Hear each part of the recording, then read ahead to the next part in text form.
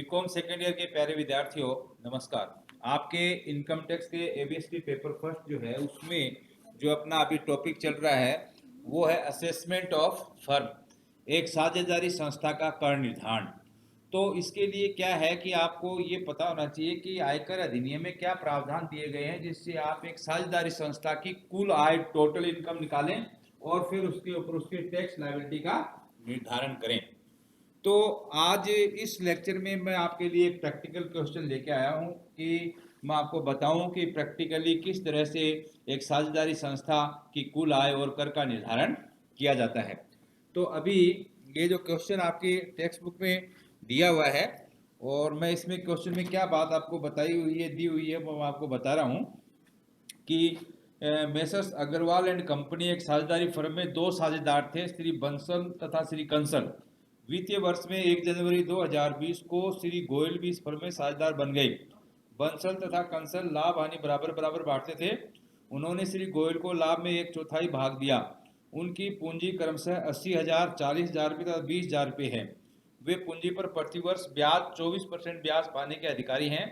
श्री बंसल तथा श्री कंसल क्रमशः 6,000 और 5,000 रुपये प्रतिमाह वेतन पाने के अधिकारी हैं, जबकि श्री गोयल 4,000 रुपये प्रतिमाह वेतन के अधिकारी हैं। फर्म पेशा संबंधी कार्यों में लगी हुई है तथा उपयुक्त व्यवस्थाएं करने के बाद इसके लाभ हानि खाते ने 60,000 रुपये का लाभ प्रकट किया है। कर निर्धारण वर्ष 2020-21 के लिए फर्म की कुल आय एवं फर्म द्वारा देय आयकर की गणना कीजिए।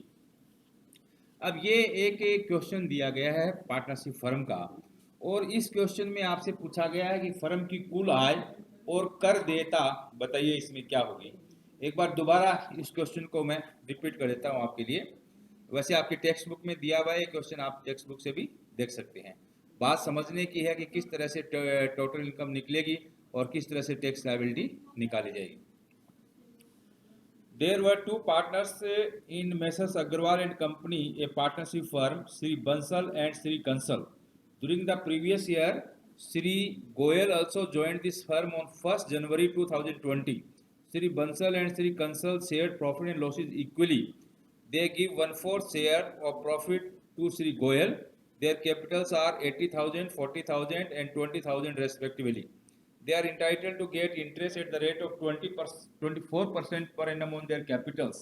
Sri Bansal and Sri Kansal are entitled to a salary of rupees 6,000 per month and rupees 5,000 per month, respectively, while Sri Goyal is entitled to a salary of rupees 4,000 per month. The firm is engaged in professional activities and its profit and loss account reveals a net profit of rupees 60,000 after making the above payments. Compute the total income of the firm and tax payable by the firm for the assessment year 2020 and 21. अब देखिए ये एक practical question है। अब इसमें क्या है कि आप साझेदारी संस्था जो है, फर्म जो है, उसकी पहले टोटल इनकम निकालेंगे और टोटल इनकम निकालने के लिए इस क्वेश्चन में आपने देखा कि इसमें हाउस प्रॉपर्टी की कोई इनकम नहीं है, फर्म के बिजनेस एंड प्रोफेशन की इनकम है, कैपिटल गेन नहीं है, अदर सोर्सेज नहीं है और सैलरी हेड की इनकम असेसमेंट फर्म में आती ही नहीं है। सैलरी हेड की 4 हेड में कोई इनकम हो सकती है। तो ये जो साझेदारी का जो फर्म का जो क्वेश्चन है इसमें बिजनेस एंड प्रोफेशन की इनकम बताई गई है और बिजनेस एंड प्रोफेशन के अंदर इसके हिसाब से इसकी अपन टोटल इनकम निकालेंगे। तो देखिए इसमें पहले ये स्टेटमेंट बना लीजिए, computation of total income of firm for the assessment year 2020-21 particular amount rupees. ठीक है, ये स्टेटमेंट बनाइए। 2 स्टेटमेंट बनेंगे, एक स्टेटमेंट बनेगा टोटल इनकम निकालने का और दूसरा स्टेटमेंट जो बनेगा वो टैक्स लायबिलिटी निकालने का बनेगा। तो इसमें अपन क्या करेंगे, सबसे पहले लिखेंगे income from business and profession. Business and profession की इनकम है वही जो निकलेगी, वो इसकी टोटल इनकम फर्म की हो जाएगी। तो इसमें देखिए क्वेश्चन में आपको बताया गया है कि net profit as per profit and loss account 60,000 दिया हुआ क्वेश्चन में। जो फर्म का लाभ हानि खाता है उसमें लाभ जो दिखाया गया है वो 60,000 रुपये का लाभ दिखाया गया है, जिसमें इंटरेस्ट ऑन कैपिटल, सैलरी, इसका एडजस्टमेंट किया हुआ है। तो अब इसमें क्या करेंगे कि साझेदारों को जो पूंजी पर ब्याज दिया गया है वो 24% के हिसाब से दिया गया है, जबकि अलाउड इंटरेस्ट ऑन कैपिटल कितना है 12%। तो 12% से कितना अधिक हो गया 12%। तो पूंजी पर ब्याज जो 12% से अधिक के है वो डिसअलाउड हो जाएगा और इस नेट प्रॉफिट का जो बैलेंस दिया इसमें जुड़ेगा। तो आपने लिखा net profit as per profit and loss account 60,000 and disallowed items. Disallowed items में एक तो पूंजी पर ब्याज ज्यादा दे रखा है 12% अलाउड है, जबकि दे रखा 24%। तो अपन 12% इंटरेस्ट ऑन कैपिटल क्या करेंगे डिसअलाउड करेंगे। Interest on capital excess of 12%। अब जो उनकी पूंजी का बैलेंस बता रखा है उसके ऊपर आप जो है 12% के हिसाब से डिसअलाउड कर लीजिए। तो जो बंसल है उसकी पूंजी बताई है आपके 80,000 रुपये। तो 80,000 का 12% कितना हो गया 12 96, 9,600। और जो कंसल है उसकी पूंजी बताई है 40,000। 40,000 का 12% 12 चौका 4800, 4,800। और श्री गोयल ने जो पूंजी लगाई है वो लगाई है 20,000 रुपये। तो 20,000 का आपके 12% के हिसाब से 12 दूनी 2400। 2400 रुपये पूरे 12 महीने का है, क्योंकि ये 1 जनवरी 2020 को आया, इससे 3 महीने का ब्याज इसका डिसअलाउड होगा। तो 3 महीने का ब्याज हो गया, 1 महीने का 200, 3 महीने का कितना हो गया 600 रुपये। तो interest on capital excess of 12%, तीनों का कितना हो गया 9,600 प्लस 4,800 प्लस 600, ये हो गया आपका 15,000 रुपये। दूसरा अब क्या है कि आपको मैंने बताया था इससे पहले वाले वीडियो लेक्चर में भी और रूल्स में भी बताया है कि साझेदारी संस्था में पहले बुक प्रॉफिट निकालते हैं और बुक प्रॉफिट में से साझेदारों का स्वीकृत पारिश्रमिक निकालने के बाद जो बचता है वो टोटल इनकम फर्म की होती है। अब बुक प्रॉफिट को कैसे निकालते हैं, एक बार सभी साझेदारों के पारिश्रमिक को डिसअलाउड कर दो और उसको डिसअलाउड करने के बाद नॉर्मल वे में जैसे income from business and profession निकालते थे वैसे निकाल लो, तो आ जाएगा आपका बुक प्रॉफिट। और फिर उसमें से धारा 40B के अंतर्गत साझेदार का जो स्वीकृत पारिश्रमिक है वो बुक प्रॉफिट में से घटा दोगे तो आपके आ जाएगी total income of the firm.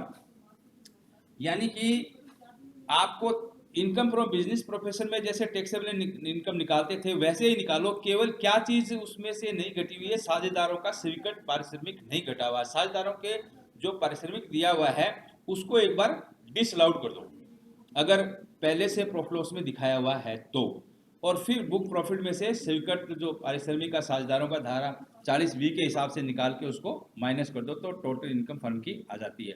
अब इसमें net profit as per profit loss account 60,000 का डिसअलाउड आइटम में एक तो इंटरेस्ट ऑन कैपिटल है और दूसरा एक साझेदारों की सैलरी है। जो इसमें ये जो नेट प्रॉफिट जो निकाला है इसमें पहले ये आइटम्स को लिखने के बाद फिर निकला हुआ है, इसलिए अपन इसको डिसअलाउड करके वापस जोड़ रहे हैं। तो इसमें पार्टनर्स रेम्युनरेशन में इनकी सैलरी है तीनों पार्टनर्स की, जिसमें बंसल की सैलरी है 6,000 रुपये 1 महीने के, तो 12 महीने के 12 छक्के 72। और इसकी दूसरे की है 5,000 रुपये कंसल की 1 महीने की, तो 12 महीने की 12 5 60,000। और इसकी जो है 3 महीने की सैलरी आएगी क्योंकि ये जनवरी से आया है। तो जनवरी से जब ये आया है तो इसकी अपन क्या करेंगे 3 महीने की सैलरी देंगे 4,000 इंटू 3 12,000 ये। तो तीनों साझेदारों की जो पारिश्रमिक है, सैलरी अकेली चीज है, बोनस कमीशन है नहीं, तो सैलरी को ही पार्टनर्स रेम्युनरेशन बोलेंगे, तो ये आपकी हो जाएगी 1,44,000। तो ये जो आपका नेट प्रॉफिट का बैलेंस 60,000 था, इसमें डिसअलाउड आइटम जोड़ने के बाद 2,19,000 ये आपका बुक प्रॉफिट हो गया। उसको बोलेंगे पुस्तकीय लाभ। इसको क्या कहा जाएगा पुस्तकीय लाभ, बुक प्रॉफिट। अब बुक प्रॉफिट में किसे क्या है कि आप माइनस करेंगे साझेदारों का स्वीकृत पारिश्रमिक, और वो धारा 40B जो है उस फार्मूले के हिसाब से साझेदारों का पारिश्रमिक स्वीकृत होगा। किसी निष्क्रिय साझेदार का पारिश्रमिक अलाउड नहीं होता, केवल सक्रिय साझेदार का होता है। अगर कोई निष्क्रिय साझेदार दिया होता है तो उसका अलाउड नहीं करना, ध्यान रखना इस क्वेश्चन में। एक बार तो जब आप बुक प्रॉफिट से पहले डिसअलाउड आइटम्स में सभी साझेदारों का पारिश्रमिक है उसको डिसअलाउड कर दो, लेकिन अलाउड करते समय आप ध्यान रखना कि जो आपका निष्क्रिय साझेदार है उसके पारिश्रमिक को अलाउड नहीं करना है, केवल सक्रिय साझेदारों का पारिश्रमिक अलाउड होता है। अब साझेदारों का जो पारिश्रमिक अलाउड है उसमें धारा 40B में क्या दिया हुआ है, अगर किसी फर्म को नुकसान है, लॉस है, तो अधिकतम पारिश्रमिक 1.5 लाख स्वीकृत हो सकता है। और दूसरा, अगर प्रॉफिट में फर्म है तो पुस्तकीय लाभ के पहले 3 लाख तक क्या फार्मूला लगाना है, 90% ऑफ बुक प्रॉफिट और 1,50,000 विच एवर इज मोर। और तीसरा जो है बाकी के लाभों के लिए पुस्तकीय लाभ का 60%। ये पारिश्रमिक अलाउड करने का फार्मूला मैंने आपको पीडीएफ भेजी हुई है। दोबारा इस क्वेश्चन को करने से पहले मैं आपको समझा दिया है। हानि की दशा में कितना पारिश्रमिक अधिकतम अलाउड है, 1,50,000। लाभ की अवस्था में पुस्तकीय लाभ के पहले 3 लाख पे 90% ऑफ बुक प्रॉफिट और 1,50,000 विच एवर इज मोर। और बाकी के जो बैलेंस ऑफ बुक प्रॉफिट है उसके ऊपर 60%। ये अधिकतम पारिश्रमिक की सीमा है धारा 40B के अनुसार। अब इसमें इस क्वेश्चन में अपना जो पुस्तकीय लाभ आया है वो आया 2,19,000 रुपये, 2,19,000 पुस्तकीय लाभ आया है। अब इसमें अपन क्या करेंगे कि less allowed remuneration of partners, partners का साझेदारों का स्वीकृत पारिश्रमिक वो घटाएंगे। कैसे घटाएंगे, 90% ऑफ बुक प्रॉफिट यानी 2,19,000 का 90% और 1,50,000 विच एवर इज मोर। तो अब देखिए पुस्तकीय लाभ 2,19,000 का 90% 1,97,100 आता है, 1,50,000 ये फार्मूले में दिया है। दोनों में ज्यादा कौन सा अमाउंट है, 1,97,100। तो जो आयकर के नियम है धारा 40B वो इस क्वेश्चन के लिए कहती है कि भाई अधिकतम जो है साझेदारों का पारिश्रमिक 1,97,100 रुपये तक अलाउड हो सकता है, ये नियम कह रहा है। और एक्चुअल जो साझेदारों का पारिश्रमिक है वो है एक्चुअल है 1,44,000 रुपये। ठीक है, तो नियमों के हिसाब से 1,97,100 तक अधिकतम हो सकता है और एक्चुअल है आपका 1,44,000। अब नियमों के हिसाब से कितना हो सकता है, एक्चुअल कितना है, उसमें विच एवरेज लेस जो होगा ए और बी पॉइंट में वो स्वीकृत होगा। यानी कि अगर नियम के हिसाब से पारिश्रमिक ज्यादा स्वीकृत हो सकता है, एक्चुअल कम है तो कम ही लेंगे। ठीक है, और नियमों के हिसाब से पारिश्रमिक कम स्वीकृत हो सकता है और एक्चुअल ज्यादा है तो कम वाला लेंगे। इस चीज का आप विशेष तौर पे ध्यान रखना। तो अभी इस क्वेश्चन में क्या है, नियमों के हिसाब से 1,97,100 तक पारिश्रमिक अलाउड हो सकता है, लेकिन एक्चुअल 1,44,000 ही है। तो इसमें विच एवरेज लेस कौन सा हो गया, 1,44,000 रुपये। तो आपका 2,19,000 का जो बुक प्रॉफिट है उसमें 1,44,000 रुपये माइनस कर दीजिए, तो ये आपके आगे टोटल इनकम 75,000। तो ये जो क्वेश्चन है बंसल कंसल गोयल का, इसमें जो फर्म की जो टोटल इनकम है वो आई है आपकी 75,000 रुपये। अब आप क्या करेंगे, एक दूसरा स्टेटमेंट बनाएंगे, उसमें टैक्स लायबिलिटी निकालेंगे फर्म की। Computation of tax liability of firm for the assessment year 2020-21 particular amount rupees.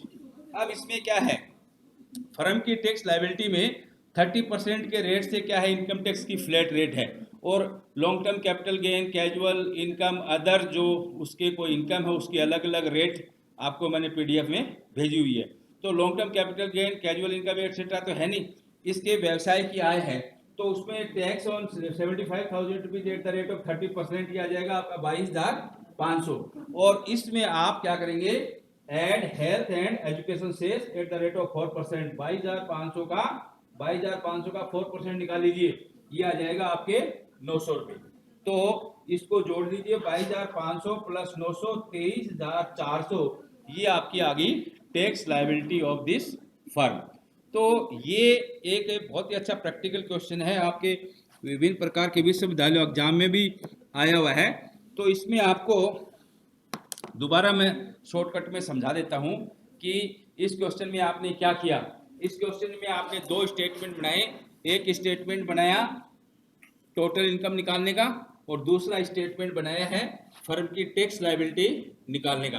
अब इसमें इसके क्या है, income from business and profession की इनकम थी, तो net profit as per profit loss account 60,000 लिखा। एड डिसअलाउड आइटम्स में दो चीज डिसअलाउड है, जो 12% से ज्यादा पूंजी पर ब्याज और साझेदारों का पारिश्रमिक एक बार अपन डिसअलाउड करते ही हैं। तो इन दोनों को 60,000 में जोड़ा तो आपका आ गया बुक प्रॉफिट 2,19,000 रुपये। अब आपने क्या किया कि 2,19,000 बुक प्रॉफिट है, उसमें से पार्टनर्स का अलाउड रेम्युनरेशन धारा 40B के हिसाब से जो अलाउड है वो माइनस करना है। तो पुस्तकीय लाभ का 90% या 1,50,000 विच एवर इज मोर, 1,97,100 बनता है, इतना तो हो सकता है नियम के हिसाब से। एक्चुअल है 1,44,000। तो दोनों में लेस कौन सा है? 1,44,000, ये इसमें से लेस कर देंगे, टोटल इनकम आ गई आपकी 75,000। अब 75,000 जो टोटल इनकम आई है, इस पे आप फर्म का टैक्स लायबिलिटी निकाल दीजिए। टैक्स ऑन 75,000 रेट ऑफ 30% 22,500, और उसमें हेल्थ एंड एजुकेशन से 4% जोड़ दीजिए 900 रुपये। तो टोटल टैक्स लायबिलिटी आपकी आ गई 23,400 रुपये।